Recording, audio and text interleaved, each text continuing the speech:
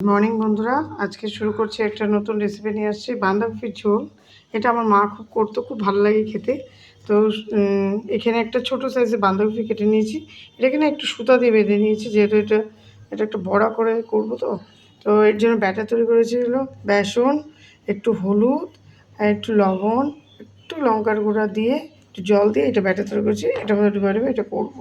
তো এর মধ্যে লাগছে হলো মশলা, ফোড়নে তেজপাতা, এখানে লাগছে গোটা জিরা, এখানে হলুদ, আর এখানে নুন, আর এই যে ডুমডুম করে আলু কেটেছি। আর এখানে মশলা পড়েছিল পেঁয়াজ, আদা, গোটা জিরা, গোটা গরম মশলা, কাঁচা লঙ্কা আর দুটো শুকনো লঙ্কা দিয়েছি, দিয়ে একটা মশলা তৈরি করেছি। তো শুরু করছি। প্রথমে কড়াইতে দিয়ে দিচ্ছি হলো তেল। রিফাইন তেলে করতে পারেন, সর্ষের তেল করতে পারেন। আমার মা সর্ষের তেল দিয়ে করতো। তো এই বড়াগুলোকে আগে ভাজবো। তো তেলটা একটু গরম হোক, ততক্ষণে আমি এই যে বাঁধাকপিগুলো এরকম করে ডুবাই নেব বেসনে।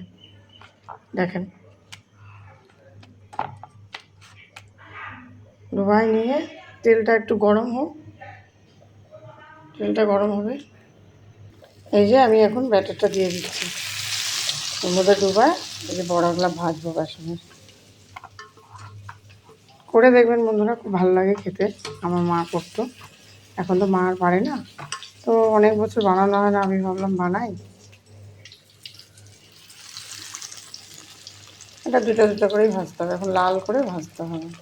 এই যে একটু লাল করে এখন ভাজা হবে, এটা এখন নাড়া যাবে না, এটা ভালো করে ভাজা হোক।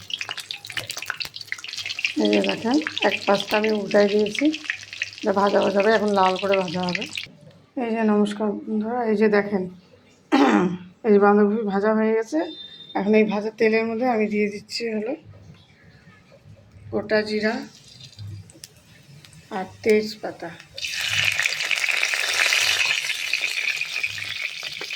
এখন যে আলুগুলো কেটে রেখেছি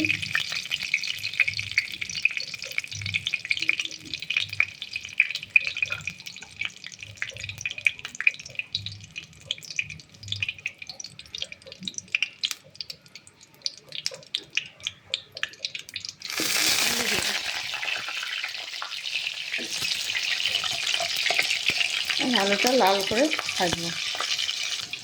এখন দিয়ে দিচ্ছি হলো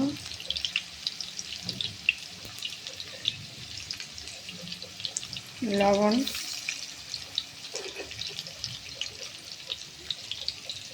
আর দিয়ে দিচ্ছি হলুদ গুঁড়ো।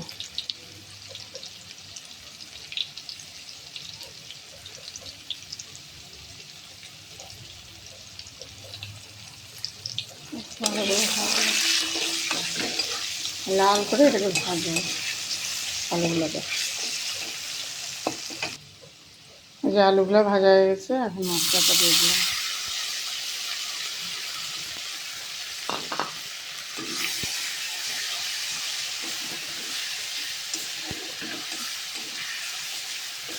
এটা ভালো করে কষাবো।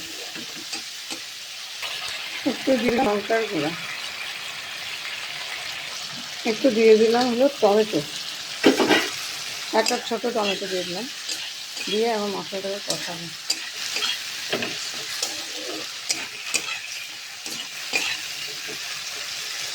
একটু চিনিও দিতে পারেন, আমি চিনি দিই না। এই যে মশলাটা কষে গেছে, লাল লাল হয়ে গেছে, এখন জল একটু জল দিতে হবে, কেন এই যে ঝোল ফুটে গেছে। এখন এই যে বাঁধাকপি দিয়ে দেবো ঝোলের মধ্যে। এরকম করে দেখবেন, খুব ভালো লাগে খেতে, একটু অন্যরকম। বাঁধাকপি তো আমরা তরকারি খাই।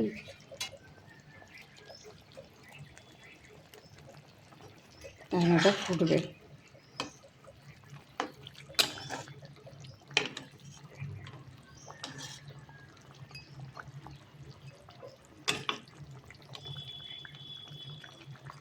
একটু ভুল হলে ক্ষমা করে দেবেন, এক হাত দিয়ে করি তো, এক হাত দিয়ে মোবাইল ধরি, এক হাত দিয়ে রান্না করি যেহেতু। তো এরকম করে দেখবেন, খুব ভালো লাগে। এটা ফুটুক এখন।